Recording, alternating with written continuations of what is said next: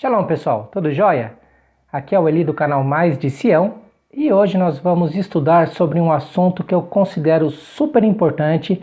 É um assunto em que envolve dois personagens da história que particularmente eu considero que foram os principais responsáveis por grandes problemas que hoje nós encontramos na teologia cristã, tá?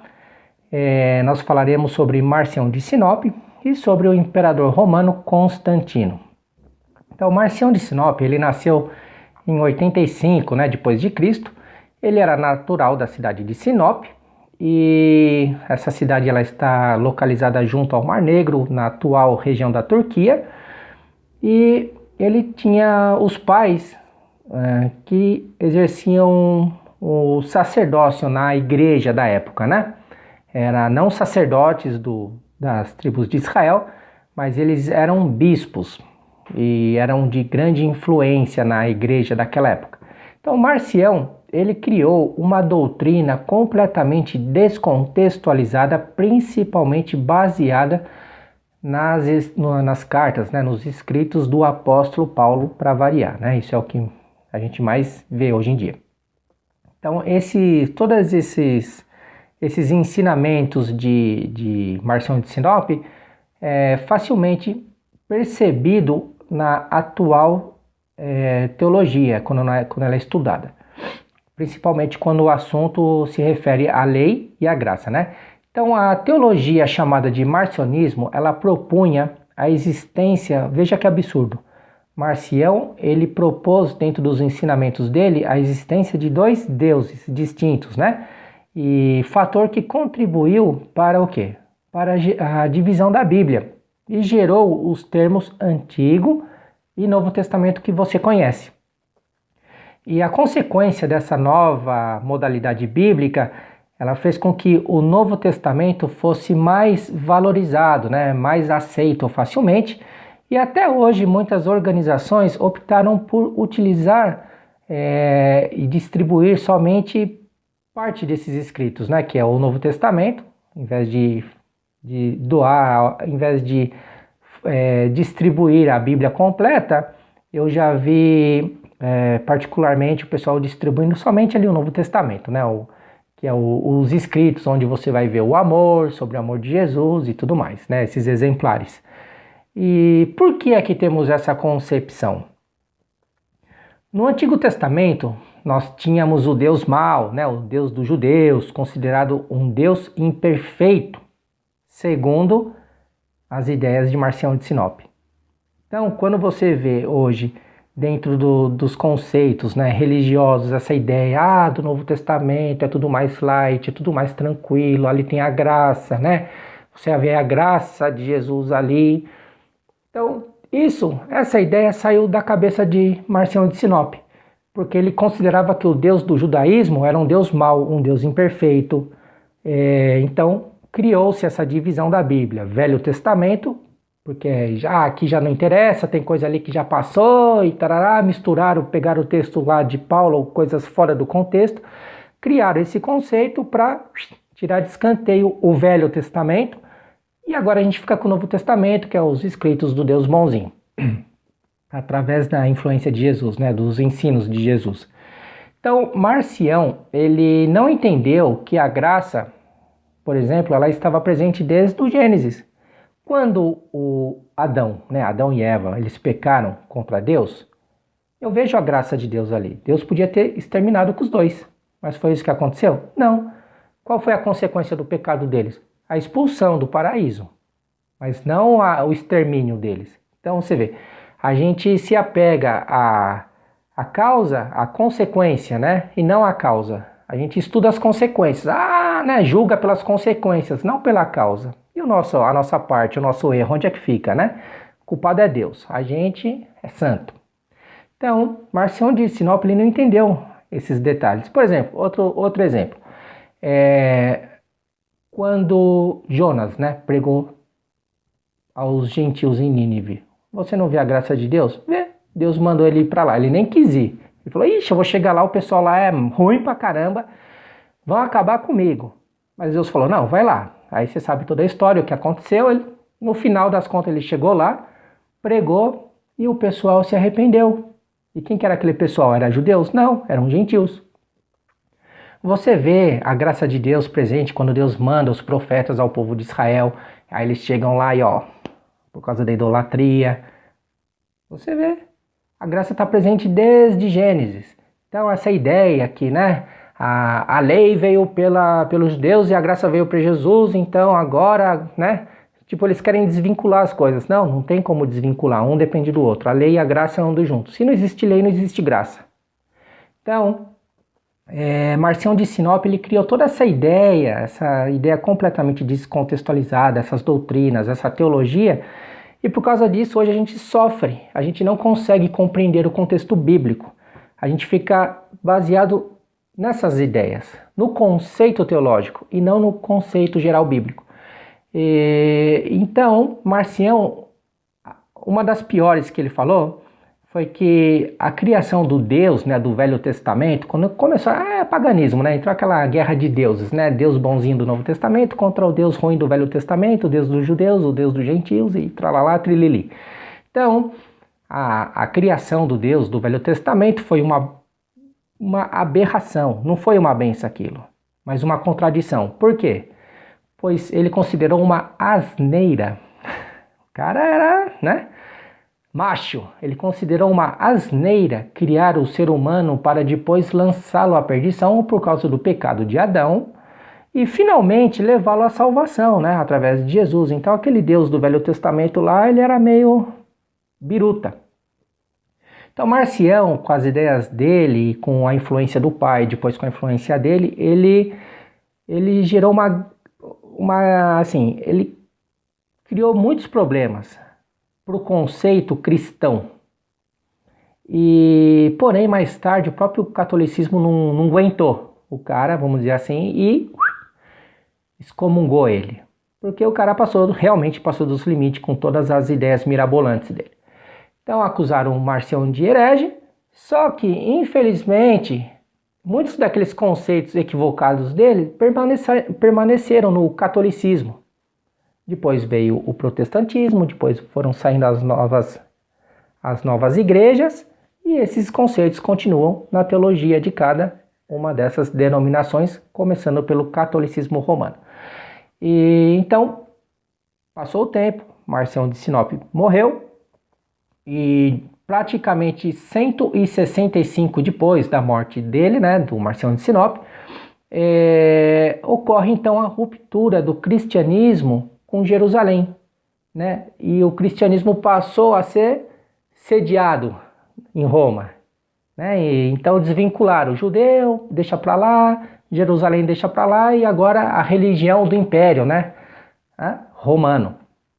Então a separação da igreja gentílica de Jerusalém dos judeus crentes em Jesus, gerou o quê? O concílio de Nicéia, o famoso concílio de Nicéia, que ocorreu na Turquia. A Turquia, ela tem, você pode ver dentro do contexto bíblico que as coisas que geralmente acontecem ali não são lá grande coisa, geralmente são problemáticas. Até porque, como está escrito em Apocalipse, ali está o trono de Satanás.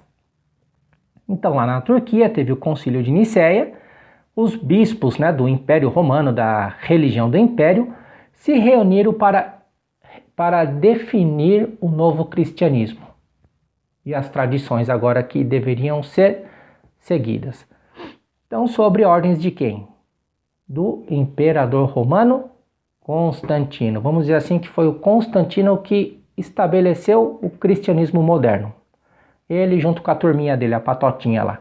Então, uma vez que o cristianismo moderno passou a estar agora sob nova direção, por isso que eu chamo de cristianismo moderno, e por força do Império Romano, do exército romano, então os judeus crentes em Jesus, eles foram perseguidos, eles foram acusados de hereges, foram mortos, e aí teve todo aquele grande problema para os judeus, Aí começou a surgir várias doutrinas equivocadas e, porque vocês negaram a Jesus, aí começou a aparecer aqueles textos, Veio para o que era seus, os seus não receberam e caia sobre nós o sangue dele, Aí juntaram isso, aí bom, nos judeus, texto fora do contexto gera pretexto, né? E até hoje essas ideias continuam aí, o pessoal continua acusando os judeus por uma coisa que a humanidade teve culpa. Se a gente tiver que achar um culpado, é a humanidade, conforme nós vamos ver no próximo vídeo. Então, no Concílio de Nicéia nasceu o cristianismo moderno, que gerou mudanças, né, na forma de culto. Em vez de ser também no sábado, passou a ser no domingo. Cancelaram as festas bíblicas que a igreja até então celebrava, né? E alteraram o calendário, cumprindo-se o escrito que você encontra lá em Daniel, capítulo 7, versículo 25. Eliminaram Israel e os judeus do contexto bíblico, fator que mais tarde deu origem a quê? A doutrina da teologia da substituição, né? Aquela ideia que a igreja substituiu Israel e agora os gentios, porque nós aceitamos a Jesus, e agora se o judeu quiser, quase que aquela ideia que vocês têm que virar gentios, vocês têm que fazer o que a gente falar para vocês. Vocês não aceitaram Jesus, agora quem manda aqui no jogo somos nós. É mais ou menos essa ideia, né? E só que isso contradiz completamente o que Deus falou ao profeta Jeremias, né, lá no capítulo 31, do versículo 35 a 37, quando ele falou, olha, existe uma forma somente da nação de Israel deixar de ser uma nação perante mim. Se alguém conseguir fazer o que está escrito ali, você pode ler Jeremias, capítulo 31, versículo 35 a 37. Faz isso que a nação de Israel deixará de ser uma nação perante Deus para sempre.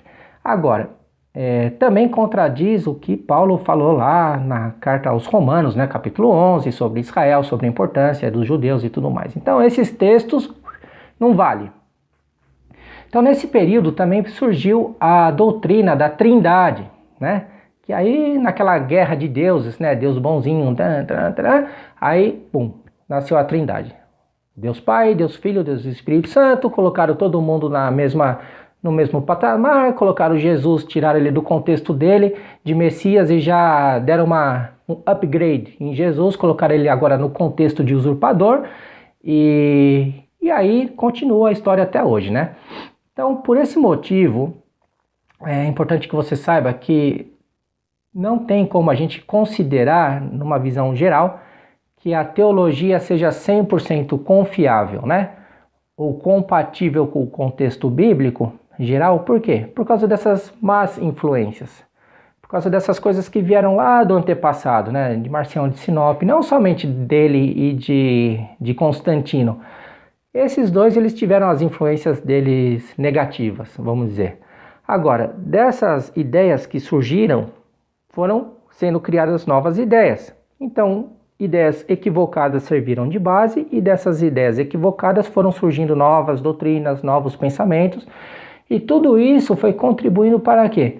Para que hoje, quando você abra a sua Bíblia, você leia textos, você leia a Bíblia e você não compreende. Por quê? Porque você aprende um conceito. Quando eu fui estudar teologia, o que eu estudei? Eu estudei um conceito da denominação que eu frequentava. Você, quando estuda a teologia na sua igreja, você vai estudar a teologia, o conceito da denominação que você frequenta. Você não estuda a Bíblia. Entendeu? Você vê o lado que interessa somente. E o outro lado? Aí complica, né? Então, eu não estou dizendo aqui que não seja interessante estudar a teologia. Lógico que é. Você lembra daqueles judeus, os bereanos, né? Eles escutavam o que Paulo ensinava, mas eles iam lá, e lia no contexto para ver se o que ele falava estava certo ou não, se condizia com a verdade ou não. Então, antes de você estudar a teologia, estuda a Bíblia. A Bíblia dentro do contexto dela. Esqueça essas coisas de Velho Testamento, Novo Testamento, lei, graça, toda essa confusão aí que inventaram. Esqueça isso. Tenha em sua cabeça que quando os apóstolos escreveram aquelas cartinhas que depois, mais tarde, virou os escritos do Novo Testamento, tudo isso, tenha na sua cabeça que eles não pensavam que um dia aquelas cartinhas que serviram para resolver um problema específico lá em tal igreja, na outra igreja, então pegaram aquele monte de cartinha, fizeram um livro, e aquele livrinho que criaram com o nome de Novo Testamento passou a ser a regra da igreja agora, né? O Velho Testamento é o que interessa, dízimo, oferta, mais uma coisinha daqui de lá, e o restante é o que interessa do Novo Testamento, que agora é a base do cristianismo. Isso não é a base do cristianismo. Ali você vê somente textos, cartas que serviram para resolver problemas, pequenos pontos, pequenos problemas, certo? Agora, mesmo dentro desse contexto, se você usar somente o Novo Testamento, vamos dizer que fosse verdade que essa história de Deus do Velho Testamento contra o Novo Testamento e tudo isso, vamos dizer que isso fosse verdade. Nem usando somente o Novo Testamento, você pode ver que a igreja, a teologia cristã, ela não consegue encontrar um ponto de equilíbrio. Por quê? Porque definitivamente não é estudado o contexto bíblico, é somente o que interessa. Então, minha gente, vamos estudar? Vamos estudar teologia? Vamos estudar teologia. É bom? É bom. Estude história também, porque não é só a igreja, tá? Estude um pouquinho de história para você saber o que aconteceu lá por trás dos bastidores. Não sai achando que os pais da igreja são santos e tudo mais, porque não são. E, enfim, se você quer saber a realidade, estude a Bíblia dentro do contexto dela. Vai ser a melhor coisa. Depois o restante é o restante. Tá joia? Combinado? Então, minha gente, eu fico por aqui. Espero que você tenha gostado desse vídeo. Nós vamos estar fazendo outros vídeos bem interessantes aí nos próximos dias e publicando para a gente estar mudando o nosso conceito, atualizando os nossos conceitos. Tá joia? Então, um grande abraço a você e até o próximo vídeo.